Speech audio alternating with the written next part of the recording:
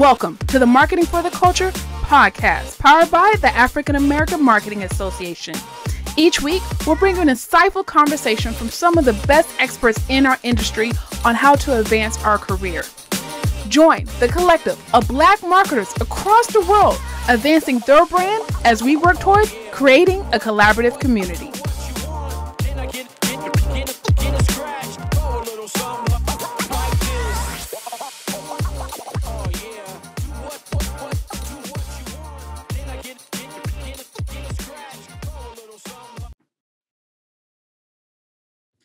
Hey, good people. Welcome to the Marketing for the Culture podcast. This is your host, Michelle Gomez, and today's special guest is JB. Welcome to the show. How are you doing today? Hello, I'm good. How are you? I'm good. So we connected probably about 2 months ago in the YouTube comments. Shout out to Kimberly Foster. She did a video on, she's been doing a lot of videos on just the creator economy, and she talks about her journey. And your comment mentioned something about how Black creatives needed mentorship. And I was really intrigued by that comment. So this is how we got you here today. So thank you. So for those of us that do not know you, can you tell us a little about who you are, your background, and all that good stuff? Yes, I'm JB. I've grown up, singing in church at the age of 6 and was singing in church choir. And then that translated over to singing in school choir and was able to do different concerts and different shows. And then that led into doing school musicals and plays during my middle and high school years. And being able to sort of be immersive in this creative musical landscape and just getting my first experience with entertainment and music. And then while at the same time playing sports. So I was doing basketball, gymnastics, football, soccer, track. And so I was maintaining, balancing, having good grades and playing sports and doing music as well. But then it was around 15 and 16 is when I really started having more of a passion into doing music and really just honing in on my skills and, working vocally as a singer and as a dancer and a writer. And at that age, I was also writing different scripts here and there and pilot episodes for TV shows and movies. And that was just always on the back of my mind and really was what I could, foresee me being able to just produce content and entertainment within, the TV, music and movie landscape. Then I ended up going to college at Liberty University where I studied cinematic arts. And that really gave me some more hands-on experience of the technical aspect of cinematography and understanding film and, plot and story. And, I took those skills and those workshops and classes into perspective and then ended up transferring over to Stevenson University where I graduated in my undergrad with a bachelor's in business communication and able to, have the opportunity to intern at Walt Disney World. And then by the time I graduated, I was like, okay, what am I going to do now? So we have this degree, we have this passion to do music and entertainment. Both of them do not really coincide with one another. And, you always hear the story of making sure that you have a solid foundation in the background so that, your career is steady and you're able to thrive within that business world and sort of the, economics of this world. And so that was always in the forefront. But I was I'm still passionate about music and entertainment. And I want to find a way where I can, both do what I love and be passionate about performing and singing and dancing and writing, but then also having that steady foundation with, allowing myself to have monetary gain and, be able to maneuver in this world in your early 20s and really just hone in on your skills that you've acquired within the past experiences. So after I graduated, I went and did part-time and working as an entertainment performer at Six Flags America. And where I did different singing and dancing shows for the summer and for fall. And then ultimately their holiday season, we were doing a dancing show. And during that time, I was loving what I was doing, but then, I thought bigger and I was like, I think there's more for me. So during that time of my life, which was 2 years ago, I was able to have the opportunity to audition for Walt Disney World as a character performer. And I was able to get the character performer position. And that was at the top of 2020. And then we all we all know what happened when March 16th, 2020 hit. Everything shut down, including a lot of us workers and performers being let go there at Walt Disney World. And so that was, for me, kind of like I had to resituate myself all over again. Graduating in 2019, I was already trying to acclimate myself into this, into the real world, and sort of maneuvering in that business sphere, but then, recognizing, the creative art side of things and having a passion for that. And I had to switch again, a different gear now in 2020, because I had to be like, okay, now there are job freezes. There are a lot of things that aren't really happening right now. And everything is like safety and distance. And so for me, I had to write down many plans of what I just saw myself doing. And, it came within like a few months, and I really wanted to put my creative things into use. And so I took a class with this group, entertainment group. It's called AGI Entertainment. And I took a class in a workshop and they were talking about how let's go from good to being great. And, that workshop sort of sparked in my mind to, just go after it and just achieve what you have your heart and mind set on. And so of August 2020 is when I started doing my YouTube channel. And,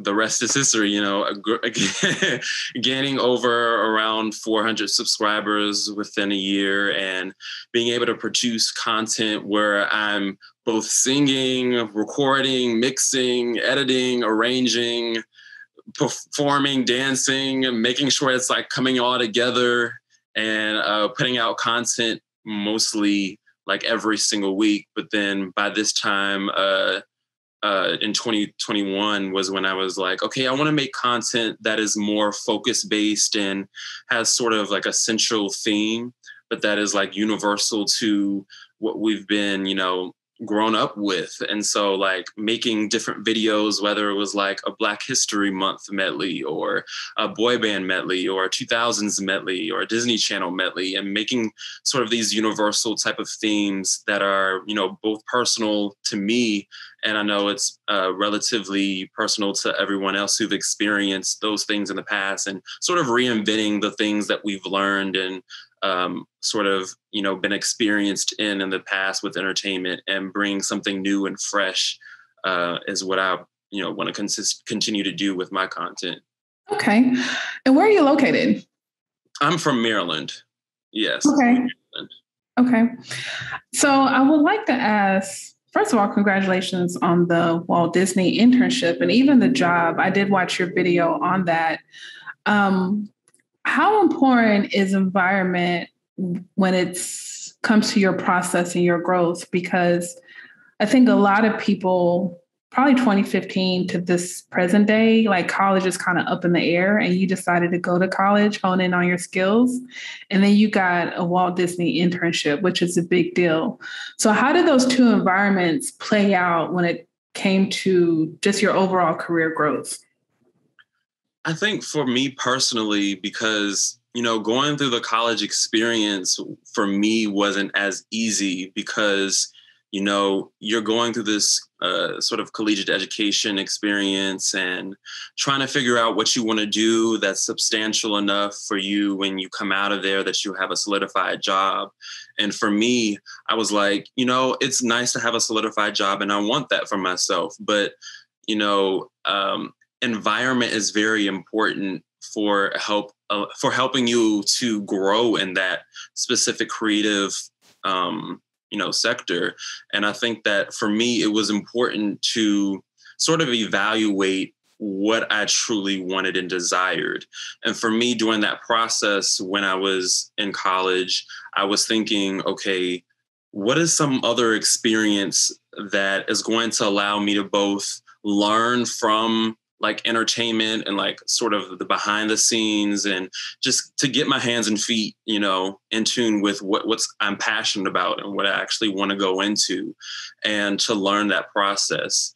And, I just went on the internet and started searching up places where I could apply for my internship and try to evaluate, what is something that is, fits my personality that will help grow me artistically and personally.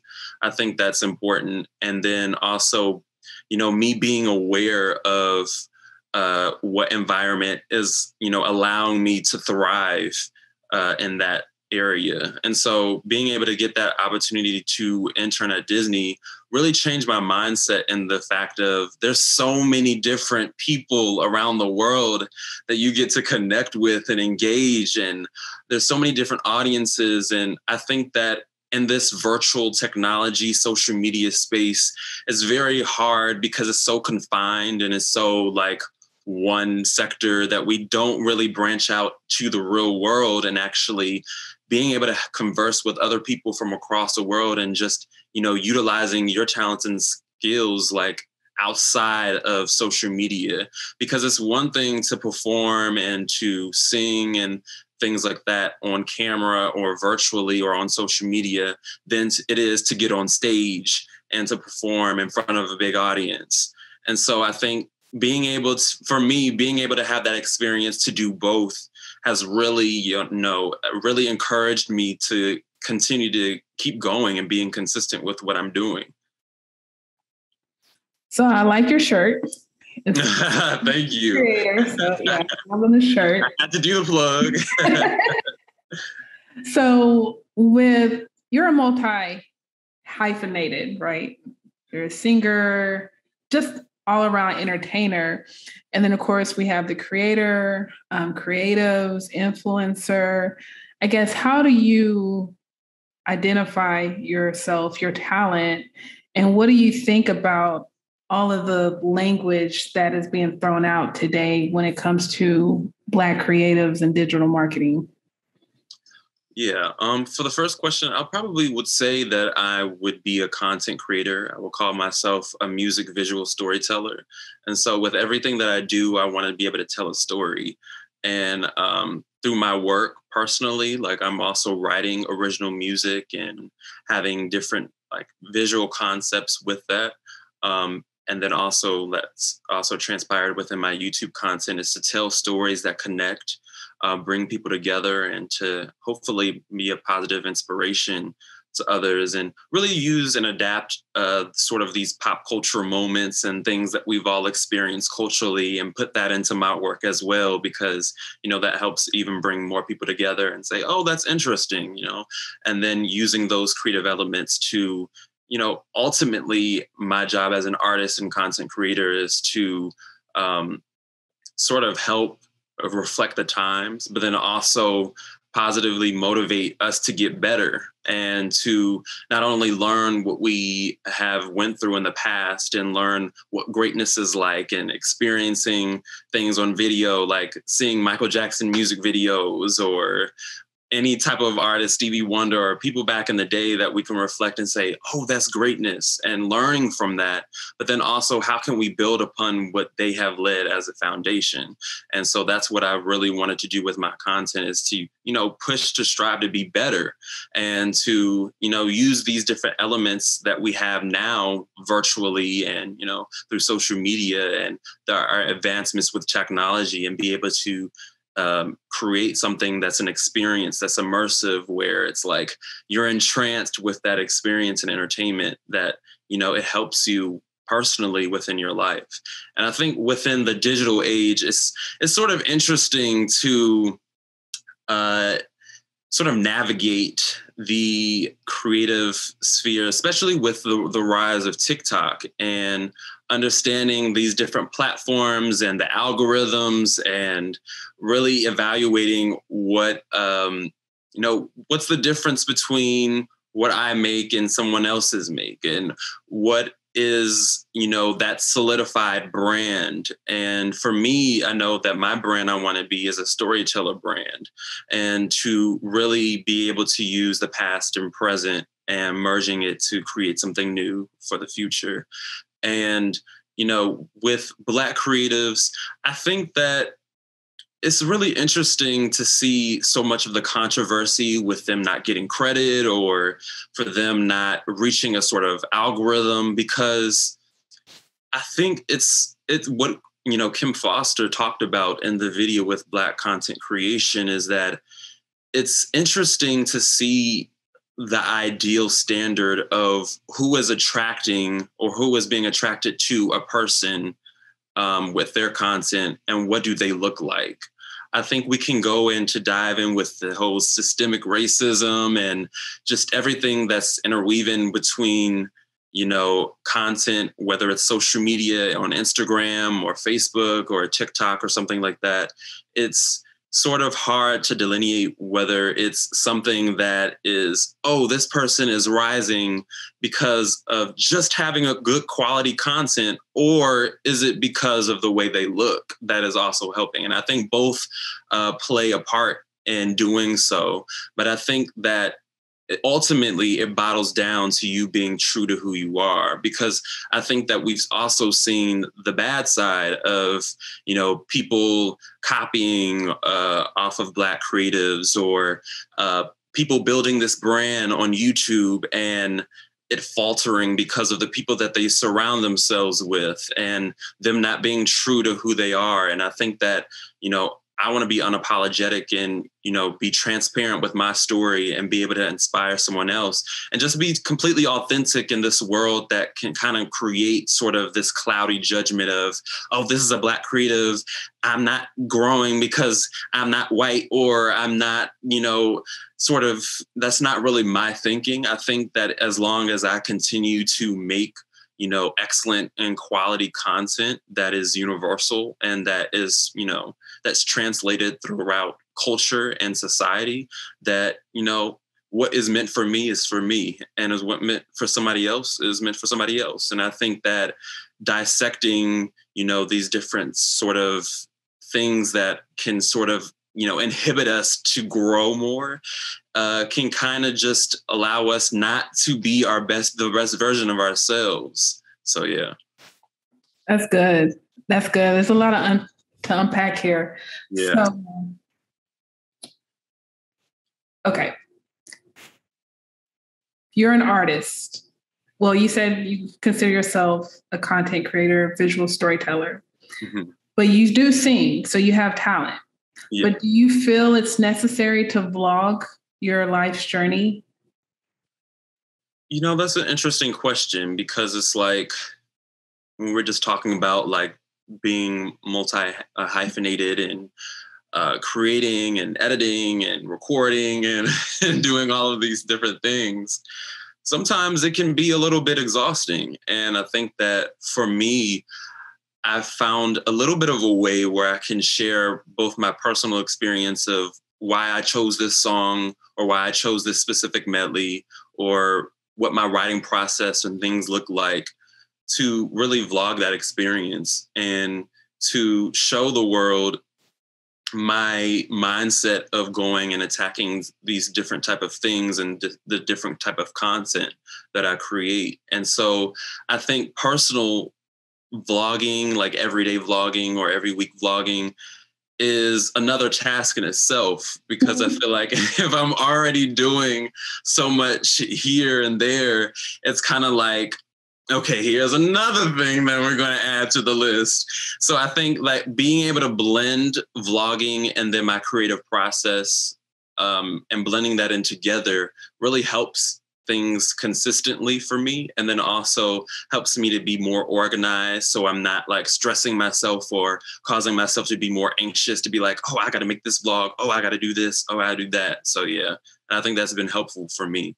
Yeah, I love that, because we are in a space where the audience wants to get to know the artist, right? They want to know the personality. It's like, yes, the song is jamming, the talent's there, but it's like, who are you? And, that's where, at least I'm a business person. So I feel like, I was watching business videos first, personal or professional development. And then I think it's kind of rolled over into other areas that are not necessarily driven by celebrities. So I think that's why indie artists are so successful, or more successful now than ever before, because it's like, okay, he or she does have a good personality. Like, oh, I would hang out with them type of thing.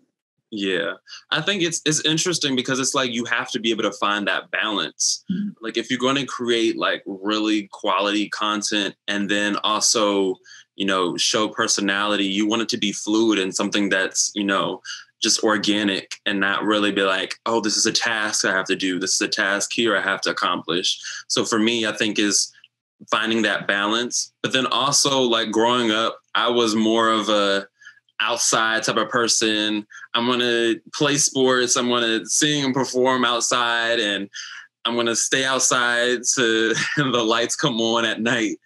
And like being inside has really sort of taken a 360 spin, because it's kind of like, okay, now adapting to technology and social media more and allowing that to be authentic, where, some people can put facades and personalities online.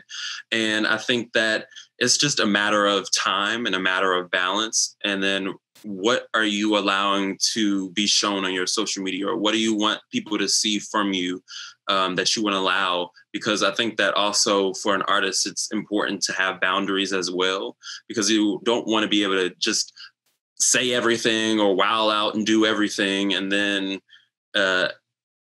having that balance between, this is my personal life. I want to keep things to myself. I want to be able to have family time and friend time and, work time, which is like a lot of the time that is consumed. But then also being like, hey, how's everybody's day doing? Yeah.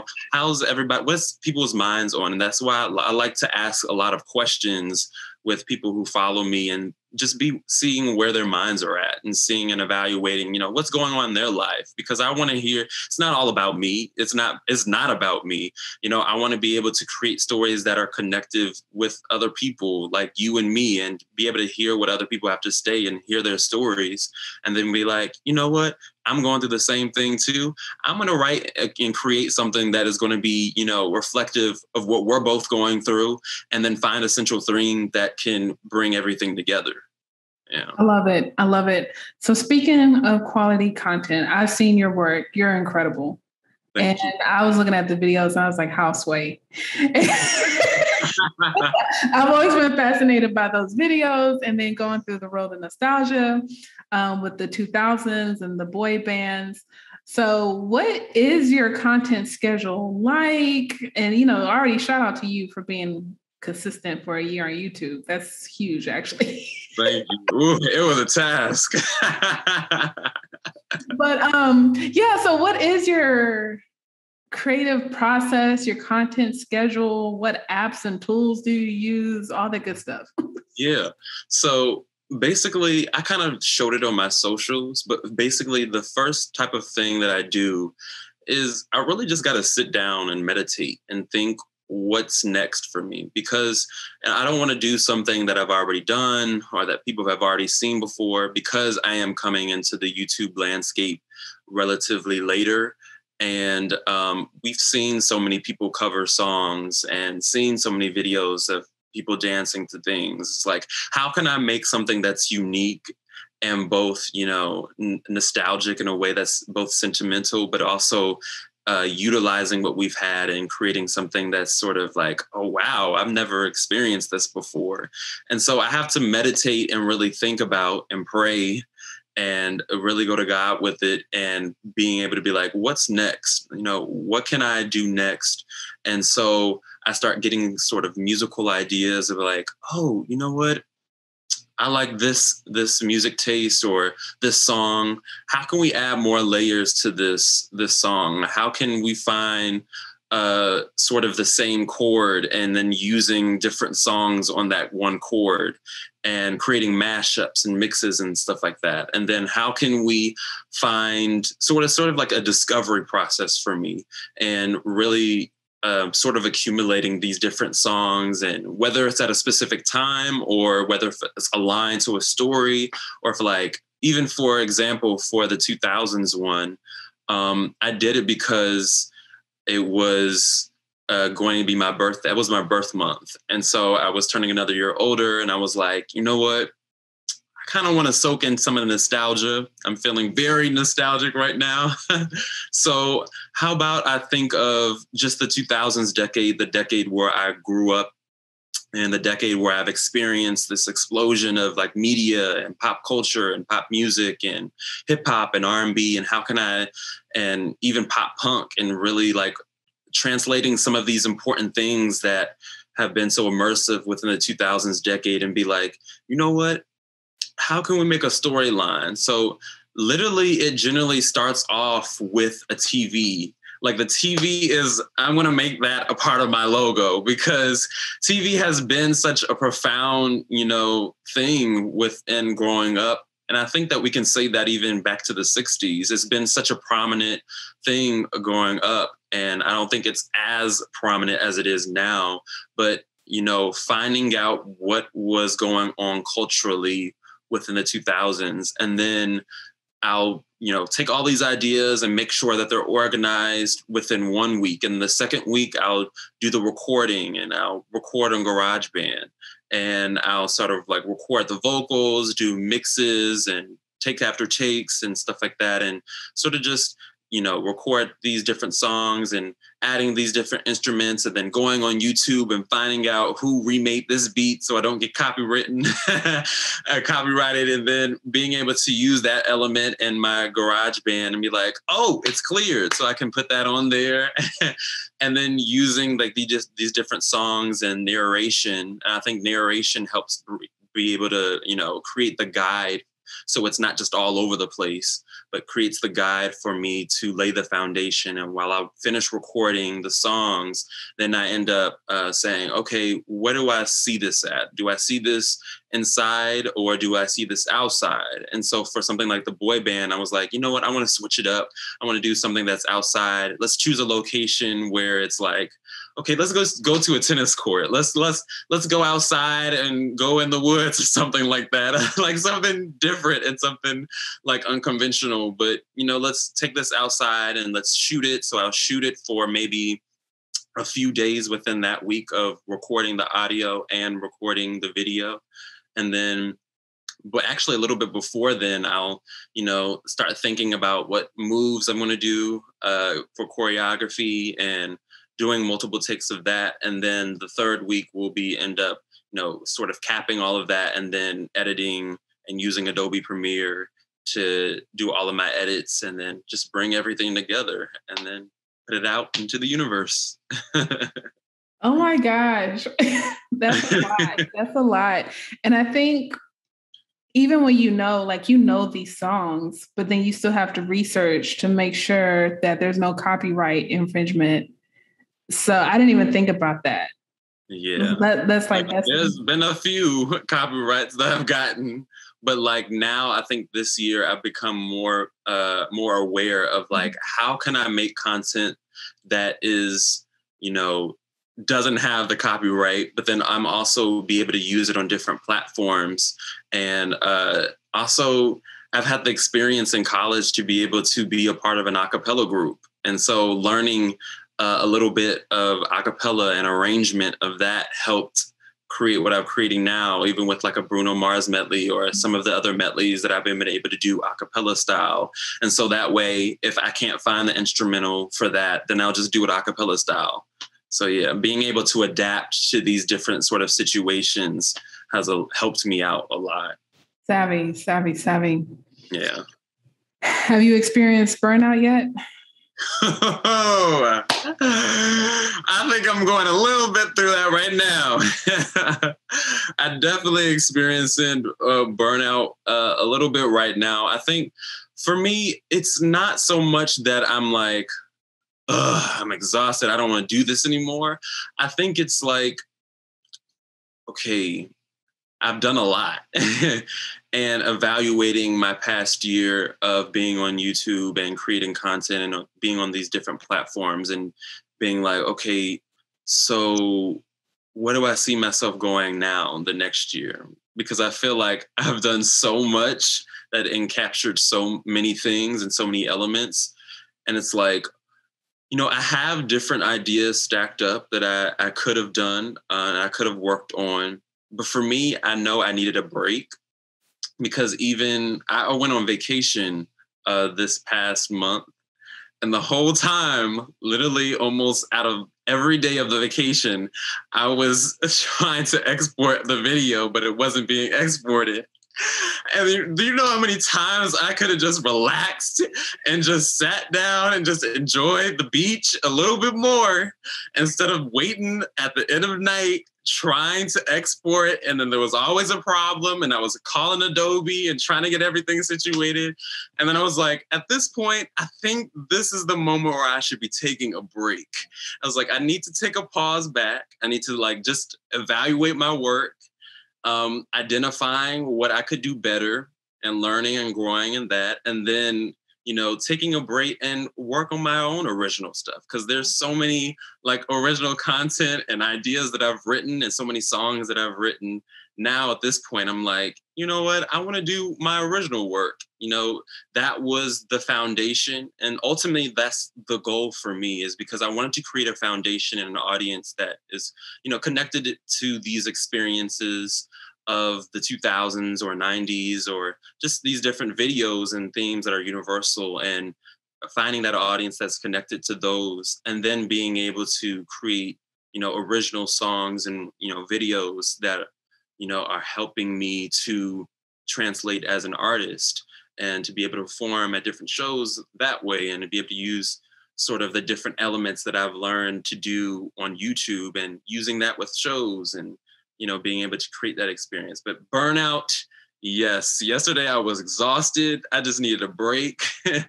I was tired and drained. But I think that, taking a bit of a break and stepping back and being like, you know what, writing original music has really refueled me. And then being also you can be in a sort of a tug of war with your mind and being like, oh, but I'm not putting out the video at the specific time because it's not going to reach this, and the algorithm is not going to work because I'm not posting it at this date. And I could think of so many reasons as to why I should, try to be anxious to put that out. But then I think that for me, it's not going to benefit me in the long run. I don't want to have to work under the conditions of being anxious and, putting out something that was like, I could have done better with that. And so that's why I think the separation for this year was taking my time with the work and then be able to create content that is good enough quality where I can actually take a step back a little bit and then go forward with better quality and being able to get better. That's the ultimate goal, is growth and to get better. Absolutely. So leading to this interview, or the reason for the interview, like I stated, you have made a comment in a video talking about how mentorship is needed for Black creatives. So I was just hoping that you can expound on that, especially with this. I guess I'm the founder and president of the African American Marketing Association. I have my reasons for creating this group. And I guess that's why your comment resonated with me so much. What, for you, right? But what would mentorship look like, whether it's for yourself or just the Black creative community? Because I do think that is something we're missing. And I'll leave it there. But yeah, go ahead. Yeah, I totally agree. When I saw that video about, Black creatives having mentorship, it's so important to me because it's what if like YouTube dies off?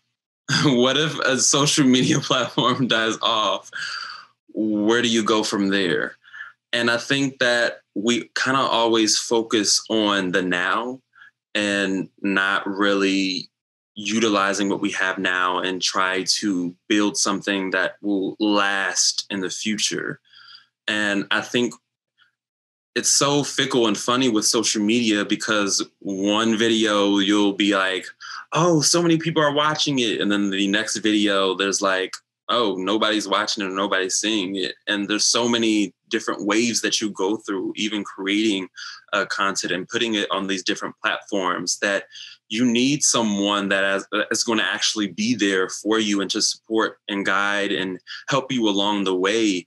And I think that that's why mentorship is so key to navigate even the virtual and social media space, but also outside of that. I think it's a balance of knowledge and wisdom on both parts, because I know when we look to mentorship, we think of, oh, this person is older than I am, or this person has more experience. But when we talk about the landscape of social media, like social media hasn't really been prominent until like 10 years ago. Like this past decade is that's when it started to rise even more. And I think that it was hard, or it continued to be hard for me to find a mentor, because it's like you have to get someone who knows and is aware and has the knowledge and expertise of social media, but then also has the wisdom and guidance to learn outside of what social media looks like with branding and professionalism and how to adapt in different situations and, career goals and where do you see yourself 5 years from now, and learning from those things. And I think that going through that process with college was writing all of that down. I think I had to lay a foundation for what I wanted to see myself doing and who am I going to network? Who am I going to connect with? I know it's been hard too, because it's like everybody has their busy schedules. Everybody is trying to, ultimately everybody's trying to succeed in whatever field that they're trying to do. And I think that we are better together in collaboration than we are apart. And I think that it's so important that we dial down on focusing on what the essential is and the necessity, because entertainment is a necessity. It's an essential. And I think that a lot of people don't give credit to the creative arts field until we didn't have the shows, or weren't able to go to movie theaters, or we weren't able to experience things outside of the home. And I think that for me, learning how to adapt, not only within this virtual field and like adapting and creating content on YouTube, but beforehand, I wasn't doing that. Beforehand, I was, performing at shows and performing in front of people. So learning these are two different worlds that have to come together. And I think that mentorship is going to have to play a part in helping, the younger person, or even if it's like a couple years older, just allowing them to navigate this sort of space between these two worlds of learning outside of technology and learning within technology. But do you think because social media is so young, like Facebook, I think it's 17 years old, maybe somewhere around there. YouTube is probably somewhere around there as well. And then everyone else is a bit younger. So do you feel like because social media is so young, it's like we're all learning at the same time, plus the algorithms keep changing? Like Instagram just made an announcement, maybe 4 weeks ago, they're changing the algorithms and features are being changed. So it's kind of like we're all trying to figure it out at the same time. And I know, at least from my network, I feel like everyone's trying to teach you how to make money off of social media, not necessarily how to be a better creative or how to be better. It's more about, well, this, if you get 10,000 followers, you can have a brand deal, and, and that's how you're going to apply your creativity. So what's your take on that? Yeah, that's interesting that you point that out, because I was just thinking about that. I was like, we're all kind of navigating things at the same time, and no one has the full expertise of like social media and how that works, except for the people who create it. And so when we look and evaluate, like, you know, the financial aspect, because I feel like that's very important to me, because ultimately I don't want to just keep doing this without having any monetary or financial gain. And so I think that it's important to have, you know, people who are going to be able to help you financially to gain that specific following so that you are be able to be funded for your work. But then also it's important to have focus on the betterment of people and the betterment of society as a whole, because sometimes we can be so focused on money, and that's important too. Don't get it twisted. That's important.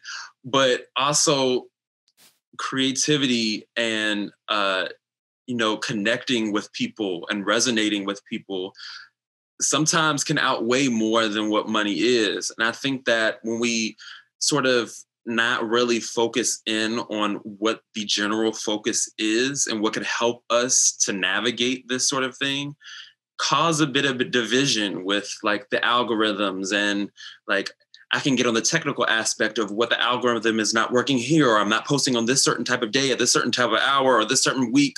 And then it's all in your brain. But then like on one hand, you'll find somebody who's like, wow, this is extremely creative, and this is like really resonates with me. And I think that I'm going to learn from this video, or I'm going to learn and take what you've done and utilize that in my own personal life and how I can, you know, become a better creative or a better person in general. So I think that it's a balance between both spheres, because I think that you need to be able to learn and understand the game to it. It is a game, the game to understanding social media and how to have your better outcome, but then also learning and being like, where can we go from here from years now? Because I don't want to keep sort of rehashing and my focus goes elsewhere and I'm rehashing the same songs or doing the same things that other people are doing when I could be doing something that's original to me and that could actually be better. Like, I don't want to have my focus to be off track and I'm wasting time doing something that is not going to ultimately help my artistic or creative career or help someone with my original work and my song. So it's definitely a balance, I think, to me. I love it. I really enjoyed this conversation. I really did. Oh, man. So where do you see yourself 5 years from now? 5 years from now? Wow. I definitely see myself being an artist full-time, having an album out, being able to perform and tour and having shows.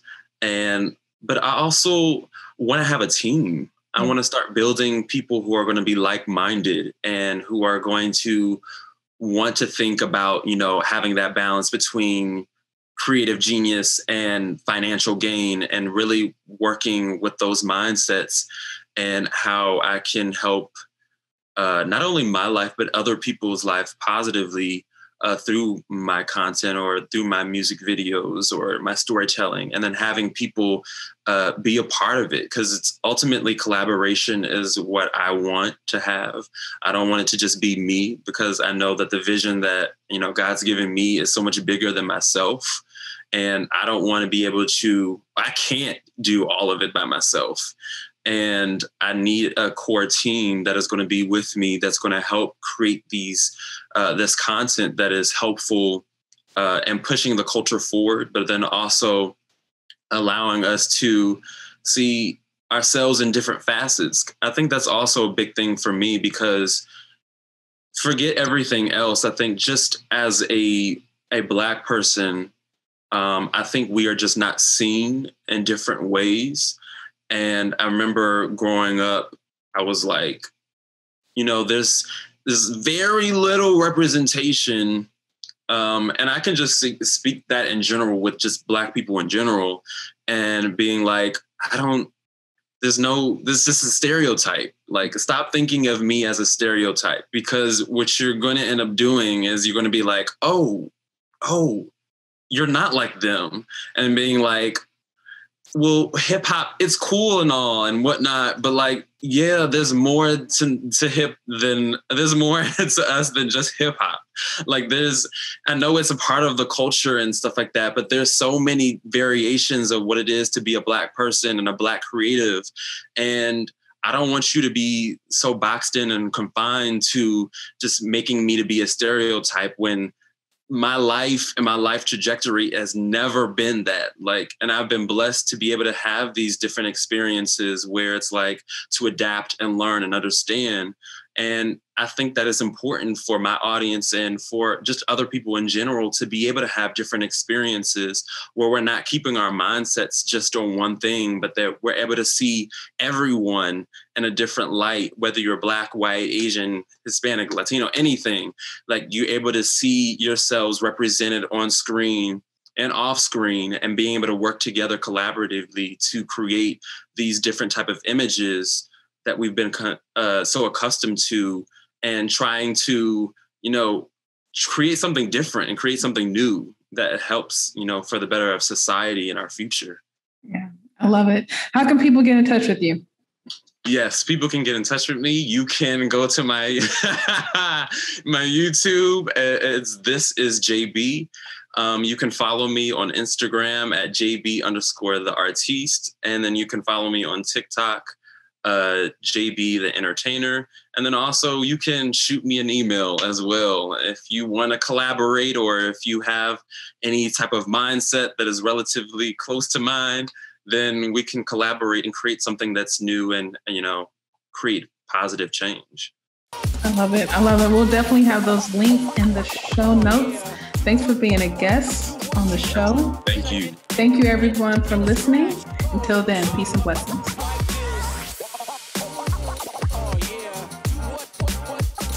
Thank you for listening to Marketing for the Culture podcast.